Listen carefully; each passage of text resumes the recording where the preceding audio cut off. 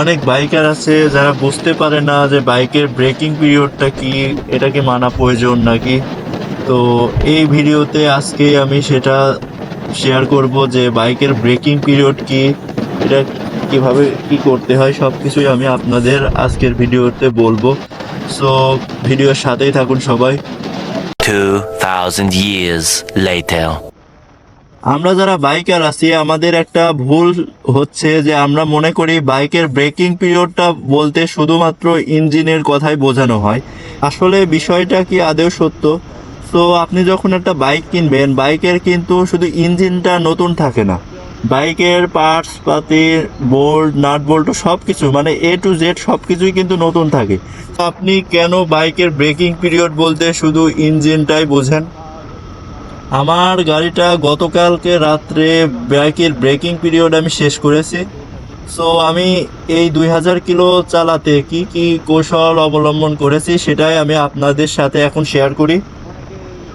So এই breaking period নিয়ে মানে অত ভিডিও দেখা লাগবে না, আমি আপনাদের জাস্ট কিছু কথা বলি আমার ছোট্ট নলেজ থেকে। আমার জ্ঞান অনেক বেশিও না যে আমি সব কিছু জানি, বিষয়টা এমন না। আমার জ্ঞান থেকে আমি আপনাদের শেয়ার করার চেষ্টা করি। তো আপনারা একটু নিজেরাই কল্পনা করেন, আপনি যখন বাইক কিনবেন, বাইকের কিন্তু সব পার্টসপাতি নতুন হয়।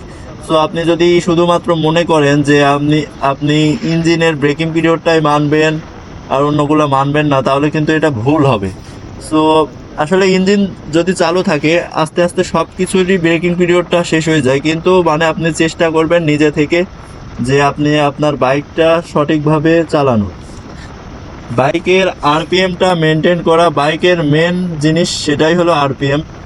আমি যখন বাইকটা কিনতে যাই তখন শোরুমের এক ভাইকে জিজ্ঞাসা করেছিলাম যে ভাইয়া বাইকের ব্রেকিং পিরিয়ডটা এটাকে আমি মানবো নাকি এগুলো কতটুকু, এগুলো আমি জিজ্ঞাসা করেছিলাম। সো ওই ভাইয়া বললো আমাকে যে আপনি 2000 কিলো মতো বাইকটা আপনার 5000 আরপিএম এর মধ্যে রাখবেন, আর আপনি 50-এর উপরে স্পিড তুলবেন না। এটা কতটুকু সত্য সেটা আপনারাই বলেন।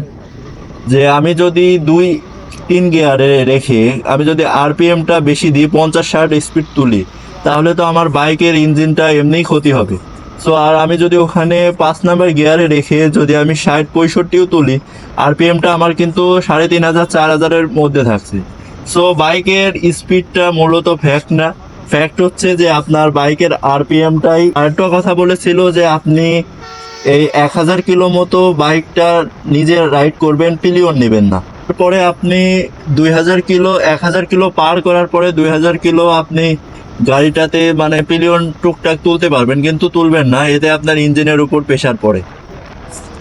বাইকের ব্রেকিং পিরিয়ডটা অনেকটা রাইডিং এর উপরেও প্রভাব পড়ে, যে আপনি যদি বাইকটা যেমন রাইড করবেন এটার সাথেও বাইকের ব্রেকিং পিরিয়ডটা সম্পর্কিত।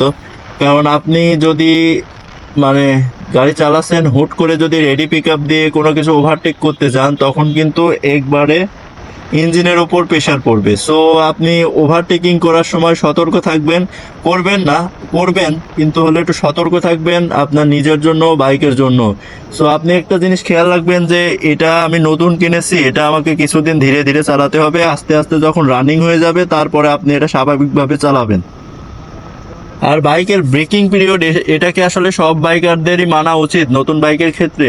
তো আমি বলবো হ্যাঁ, বাচ্চারা যেমন একবারেই হাঁটা চলা কথা বলতে পারে না, সেম তেমনি বাইকটা হুট করে আপনি যদি তাকে 1 থেকে 100 1 থেকে 150 এমন স্পিডে টানেন, তাহলে তো বাইকটা আপনার মানে বেশি দিন লং লাস্টিং করবে না। সো আপনি যদি বাইকটা লং লাস্টিং করাতে চান, তাহলে আপনি বাইকের ব্রেকিং পিরিয়ডটা মেনটেন করবেন। আর একটা কথা আমি একটু বলি যে বাইকের ব্রেকিং পিরিয়ড চলা অবস্থায় মানে 1 থেকে 2000 এমন কোনো নাই, নির্দেশনা নাই যে আপনি কতটুকু পর্যন্ত চালাবেন। আপনার বাইক থেকে আপনি 3-4 হাজার যদি 5000 আরপিএম এর ভিতরে রাখেন, তাহলে আপনার বাইকটা মানে সুন্দর চলবে, অনেকদিন লং লাস্টিং হবে, এটুকুই। কিন্তু আপনি যদি মানে গাড়ি কেনার পরপরই আপনার ইচ্ছা থাকে যে আপনি স্পিডিং করবেন, রেস করবেন, তাহলে ধরেন যে আপনার বাইকটার মানে হায়াত কমে যাবে। সো আমি এখন আপনাদের বলি যে বাইকের ব্রেকিং পিরিয়ড থাকা অবস্থায় কি কি করবেন। সো আপনি প্রথমত বাইকটা যখন ওভারটেকিং করতে যাবেন তখন স্পিডটা বজায় রাখবেন। হুট করে রেডি পিক আপ দিয়ে মানে সামনে ওভারটেকিং করতে যাবেন না, এতে থ্রোটল বেশি পড়বে আর ইঞ্জিনের ক্ষতি হবে। সো এগুলা থেকে বিরত থাকুন। দ্বিতীয়ত, আপনি কখনো নতুন বাইক কেনার পরে, বা আমি এগুলো সাজেস্ট করি না, আপনি রেস্ট করতে যাবেন না। রেস্ট করতে গেলে আপনার বাইকের ক্ষতি হতে পারে, আপনার তো ক্ষতি হবেই। তৃতীয়ত, বাইকের ইঞ্জিন অয়েল, এটা বাইকের জন্য অনেকটা একটা গুরুত্বপূর্ণ, মানে বাইকের সব কিছু একটার সাথে একটা সম্পর্কিত, কিন্তু ইঞ্জিন অয়েলটাও একটু বেশি সম্পর্কিত। আপনার বাইকের ইঞ্জিন অয়েলটা সময় মতো পরিবর্তন করবেন। আপনি যদি বাইকের ইঞ্জিন অয়েলটা সময় মতো পরিবর্তন না করেন তাহলে আপনার বাইকের মাইলেজ কমে যাবে, বাইকের ব্রেকিং পিরিয়ডটা ঠিক সময় মতো হবে না, মানে বাইকটা সব কিছুই স্লো হয়ে যাবে মেন কথা। সো আপনার বাইকের যখন ব্রেকিং পিরিয়ড চলছে, মানে 1 থেকে 2 হাজার কিলো মতো যদি এর ভেতরে, আপনি চাইবেন যে বাইকের 1 থেকে 2 হাজার কিলোর ভেতরে 4 বার ইঞ্জিন অয়েলটা পরিবর্তন করার। আপনি প্রথমেই 1 থেকে 200 এর ভেতরে প্রথমটা ফেলে দিবেন, দ্বিতীয়টা হয়তো 600-700-র মধ্যে ফেলে দিবেন, তৃতীয়টা 1300-1200-র মধ্যে ফেলে দিবেন, আর চতুর্থটা 2000 কিলো পার হলেই ফেলে দিবেন। আমি এখনো ফেলি নাই, আমি হয়তো কিছুদিনের ভিতরে ফেলে দেব। সো এটা আপনার জন্য করা খুবই জরুরি। তো বাইকটা যখন আপনি চালাবেন বেশি ভাঙাচোরা রাস্তার অ্যাভয়েড করবেন। বেশি ভাঙাচোরা রাস্তায় গেলে আপনার মানে চাকার টায়ারে একটু সমস্যা হতে পারে। সো আপনি একটু অ্যাভয়েড করে একটু ভালো রাস্তায় চালার চেষ্টা করবেন। চতুর্থ, আপনি চাবেন যেন সবসময় একটা ভালো যে পাম্প থেকে ফুয়েল নেওয়ার, ফুয়েলটা একটু ভালো হলে আপনার বাইকের জন্য ভালো। আরও অনেক কিছুই আছে, এগুলো বাইকের যে ম্যানুয়াল বুক আছে ওখানে আপনারা একটু পড়ে দেখবেন, তাহলে আর কোনো ভিডিও দেখা লাগবে না। আর যদি কোনো কিছু বুঝতে অসুবিধা হয় তাহলে আমাকে কমেন্ট করে জানাবেন, তাহলে আমি ইনশাল্লাহ কমেন্টের রিপ্লাই দেওয়ার চেষ্টা করব। আমি আরও একবার সামারি করে বলে দিই কী করতে হবে।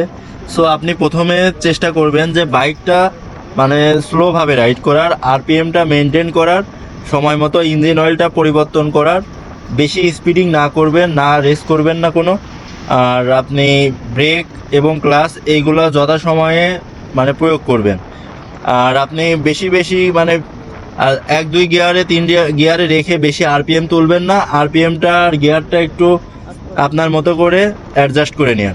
সো এইগুলো যদি আপনি মেনে চলেন তাহলেই আপনার বাইকের ব্রেকিং পিরিয়ডটা আলহামদুলিল্লাহ কমপ্লিট হয়ে যাবে। আর এইগুলোই আপনার 1 থেকে 2 হাজার কিলোর ভেতরে মানা উচিত আমার মতে। এর থেকে আহামরি কিছু না যে আপনার 1 থেকে 2 হাজার কিলোর মধ্যে আপনি 60 স্পিড তুলতে পারবেন না, 70 স্পিড তুলতে পারবেন না, 2 জন নিয়ে চালাতে পারবেন না, বিষয়টা এমনটা না। বিষয়টা সম্পূর্ণ আলাদা। আপনারা এই শোরুম এর ভাইরা এটা মনে করে যে আপনার যদি আপনাকে ওরা বলে দেয় তাহলে হয়তো আপনি গাড়ি কেনার পরে এমন উড়াধরা চালাবেন যে বাইকের আরো ক্ষতি হতে পারে, আপনারও ক্ষতি হতে পারে। এই জন্য ওরা হয়তো এই কথাটা বলে। আজান পড়ে গেল, ভিডিওটা এখানেই শেষ করব।